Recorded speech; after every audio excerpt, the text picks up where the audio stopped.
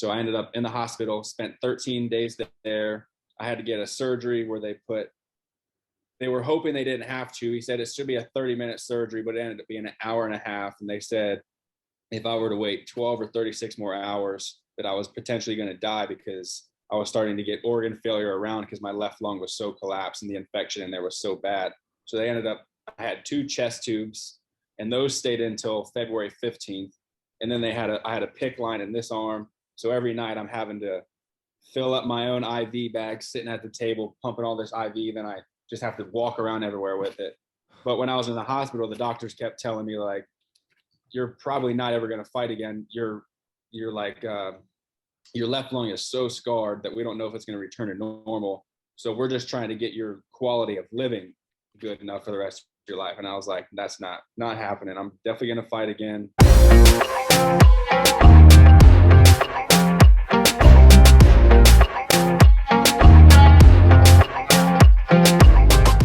Tyler, you're a husband, you're a professional MMA fighter, you're a personal trainer, and much more, man. Thank you for your time. I appreciate it. Thank you. Thanks for having me on. I'm excited. Absolutely, dude. Well, I like to start my shows off by going back a bit. Like, where did you grow up? What was childhood like, man?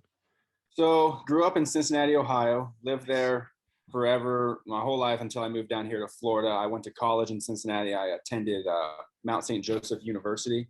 Yeah. I got my degree in biology with a minor in exercise science and fitness. Also, while I was there, I was wrestling for the Mount. So did that for 4 years there, got my degree. And from then, I pretty much moved down here. But I mean, as a kid, I was super active, always played all kinds of sports, but really fell in love with MMA about junior high. And then one night, me and my dad are sitting there watching all the pay-per-views. And he's like, you know what? All these champions and the top guys in the sport, they all have one thing. It's a wrestling background. So it was like right then I was like, I'm going to the wrestling team. So started wrestling my freshman year in high school and pretty much quit everything else. It was just MMA and wrestling and fell in love with it. From then on, it's pretty much history.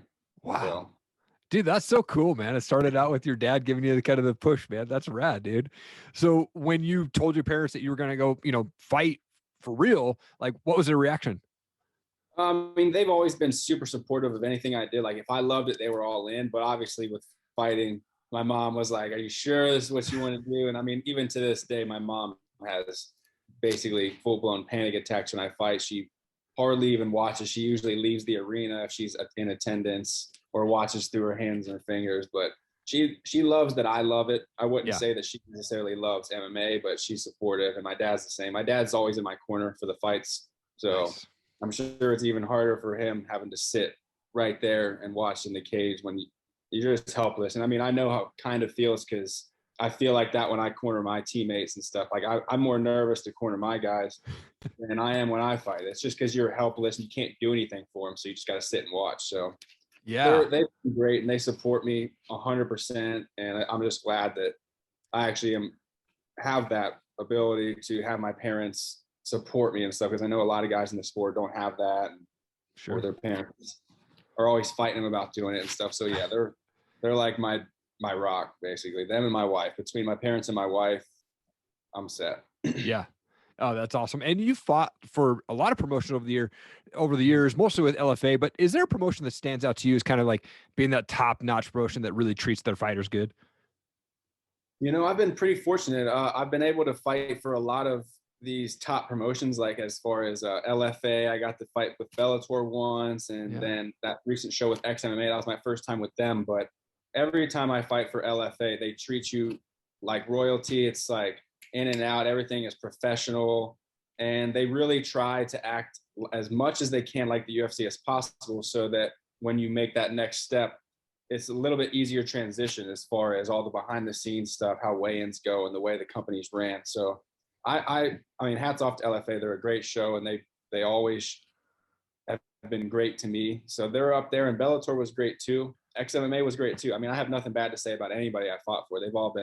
I've been pretty fortunate to fight for some good shows. I know I've heard horror stories about other promotions out there, but I've been blessed to have a good experience with the promotions that I've fought for so far.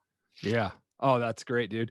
And then being in life and in fighter, like you have to be so mentally tough. And at one point you had to like spend 13 days in a hospital or something. And you went through these like tons of mental battles. Like, what happened to you? And then what do you do today to kind of focus on building up the mindset and do the mindset battles and stuff you have to go through? Yeah, the hospital story goes back. That's in 2018, like on New Year's Eve or New Year's Day at like 4 a.m. I woke up in the worst pain I had ever been in on my left side. Couldn't get out of a ball. My wife had to take me to the ER, and before that, I've been having a lot of respiratory issues and stuff. Like I would get bronchitis once a month, and just always coughing, and we couldn't figure it out. So then, when it came to a head on this New Year's Day, went into the hospital. They ran tests, and they came back said I had pneumonia, but I had already had that 2 years prior, and they're like, "There's no way somebody at your age and health should be getting pneumonia like this or bronchitis as frequent as you are." So they ran more tests and did a CAT or an MRI or a CAT CT scan. I can't remember. But they ended up finding that I had an empyema, which is fluid buildup in your pleural cavity. So they ended up draining 1.12 liters out of there. And then my left lung was collapsed to 30% because I had a non-cancerous tumor in there that since it grows so slow, like so cancer is rapid, that grows very fast. And this one was non-cancerous. It was just slowly growing over time. They said it had possibly been in there for 5 years or more. So whoa. The reason I was able to go as long as I did without even realizing I had this problem going on is because it was such a slow growing tumor that my body was just constantly adjusting until it got to the point where it couldn't handle it anymore, and happened on that New Year's Day. So I ended up in the hospital, spent 13 days there. I had to get a surgery where they were hoping they didn't have to. He said it should be a 30-minute surgery, but it ended up being an hour and a half. And they said if I were to wait 12 or 36 more hours, that I was potentially going to die because I was starting to get organ failure around because my left lung was so collapsed and the infection in there was so bad. So I had 2 chest tubes, and those stayed until February 15th. And then I had a PICC line in this arm. So every night I'm having to fill up my own IV bag, sitting at the table, pumping all this IV. Then I just have to walk around everywhere with it. But when I was in the hospital, the doctors kept telling me, like, you're probably not ever going to fight again. You're like, your left lung is so scarred that we don't know if it's going to return to normal. So we're just trying to get your quality of living good enough for the rest of your life. And I was like, that's not happening. I'm definitely going to fight again. And I knew of a card on April 20th, and this was in the hospital on January. And I was like, I'm going to fight on April 20th. And they just pretty much laughed at me. So I got out of the hospital January 13th, still had the chest tubes in and this PICC line. And I started going straight to the gym. I would get on the Stairmaster and do it at the highest that I could do and just walk slowly, trying to build my cardio up and everything. It was terrible with these tubes and this thing hanging on. Then I would just go hit every leg machine that I possibly could. And so I did that for about a month. And they got the tubes out, and then I went back for my follow-up, and the doctors were saying that they had never seen somebody heal as fast as I did. And they went back down and did a bronch and saw that my lung and everything had recovered 100%. So that's where the nickname Wolverine comes from, is because they said you heal like Wolverine. So that kind of stuck that day. Yeah. And then even some of the surgeons that, like one of the surgeons specifically that told me I was never going to fight again, she said now I'm a case study for her students at the college that she is a professor at. And she presents my whole case to them and tells them what I went through and recovered. And now I'm fighting and everything. So that whole time was like crucial for me mentally. Like, at nighttime, they wouldn't let my family or my wife or anybody stay in the room with me. And I was in so much pain, I hardly slept. So I would just sit on my computer and just watch like David Goggins videos and stuff. Like I built my mind up so bulletproof through that time to now. It's like, it takes a whole lot to try and get me flustered, if anything. But like, that was really when I realized that mental strength is just as important as physical strength in this sport. I think that MMA is beyond 50% mental, and then the rest is physical. So that was really what opened my eyes up. But that time completely changed me. I always say that the old Tyler died and then the Wolverine was born in there. It sounds corny and cliche, but I mean, it really, like that guy before then, I don't even hardly recognize him mentally at all. So it was a blessing in disguise. It really sucked going through it at the time. There were times when I thought that I wasn't going to get to fight again, but focusing on the mental side of everything really pulled me through that and my faith in God and my family and everybody. So it was good. I mean, it was not good, but you know what I'm saying. Yeah, absolutely. You know, I'm a big fan of like Ed Milet and David Goggins, man. His story is unbelievable. But, you know, Ed Milet and Tony Robbins, they both kind of say the same sort of thing. Like life happens for us, not to us, man. And man, as much as the pain is that you went through that, but now you're on a better track, man. And I think that's rad. You know, you talk about faith. Like how much does your faith play into your MMA career? I mean, it's pretty much the number one thing for me. I try and glorify God through everything I do. So every time I win a fight, it's all for his glory. It's not for me. I'm just doing this because I love to compete. I love to fight. And I'm just glad that he has blessed me with the opportunity to fight for a living. So I start my day off every day with reading scriptures and saying my prayers and everything. So faith is pretty much like my core for me. It's what keeps me going, gets me through hard times. It keeps me humble when things are riding high. So without that, I would not be anywhere where I'm at right now. Yeah, I'm a believer as well, man, and definitely start my day off the same. You know, throw some worship music on and spend some time in prayer. And I'm up at 4 a.m. 6 days a week, man, and starting off with that, man. So yeah, absolutely, I totally understand that for sure. You know, us fans, like I think you just fought a couple months back in January, I believe, right? Yep, January 30th. When can us fans expect to see you back in the cage, man? Anything in the works? Yeah, we're working on something. I think I'm gonna be back in there in the month of May. Okay. There's 2 different dates in that month. Nothing's finalized yet, but it's in the works. So Right I'm on. very optimistic about that. I believe I'll be in there in May, and I can't wait to get back in there. I just pretty much after my last fight, I went straight back to work and improving in areas that I feel like I need to improve, and keep going in there and putting on a show and finishing guys until I find myself in the UFC. Yeah. Oh man, absolutely. Where do you like fans to connect with you on? Is Instagram a favorite, or where can folks follow you? Yeah, I'm probably most active on Instagram. It's Wolverine _170. Sweet. And I'm trying to pick up my Twitter and Facebook and everything. I know that social media, that's the way the game's going. So I'm really trying to step my game up there. So pretty much on all those bases, I have an athlete page on Facebook. It's just Tyler Ray. And then my Twitter is the same as Instagram. And I'm pretty active on most. So anybody can find me on those, but I'm getting more and more active. So yeah, both of those, same handle for both. It's Wolverine _170. Right on. I want to do a transition to some fun questions here. I like to finish the show off with. I've got these things called pod decks. They're just random questions, man. I'm going to pull one out and see what happens here. This says, well, what is your greatest regret? My greatest regret. It would be that I used to play Pee Wee football as a little kid in elementary school for the Tomahawks. And there was one of our football coaches was the little kids wrestling program for Lakota. And he always tried to recruit me to come out and be on the wrestling team. And I just wanted nothing to do with it. And this was like 3rd, 4th grade. And so I would say my biggest regret is not going to the wrestling, because I'm sure I probably would have enjoyed it. And it would have just been more and more years for me to build my wrestling background. So I would say my biggest regret is that I didn't get into wrestling earlier. Nice. Yeah. Do you have a favorite fighter that you like to follow? I mean, I'm going to say Conor McGregor is my favorite fighter, but it's not like I fight like him at all. I just like the way his mindset is. He's entertaining and stuff. But honestly, most of my favorite fighters that I like to follow are guys that I train with on the daily. Nice. Like I like to watch Gilbert fight. I love watching Kamaru. He doesn't really train with us anymore, but I love watching Kamaru fight because I feel like I fight a lot like he does. And I'm a fan of Rumble. Get to see him every day. And Nice. I mean, the list goes on at our gym. I'm a fan of everybody on my team. So not necessarily a favorite fighter, but if I had to pick one, it's Conor. Yeah. Gotcha. I mean, you're a personal trainer. You're obviously a fit dude, but what's the favorite cheat meal for you? Ooh, cheat meal. I'm a big pasta guy. So I like to go to this place called Elisabetta's. There's a street called Atlantic Avenue where they got all these nice restaurants and bars and stuff. And it's out there. So I always go in there and get like a little meat and cheese board, get some pasta, some pizza. So I would say Italian food is my big cheat meal. Nice. Last 2 questions for you.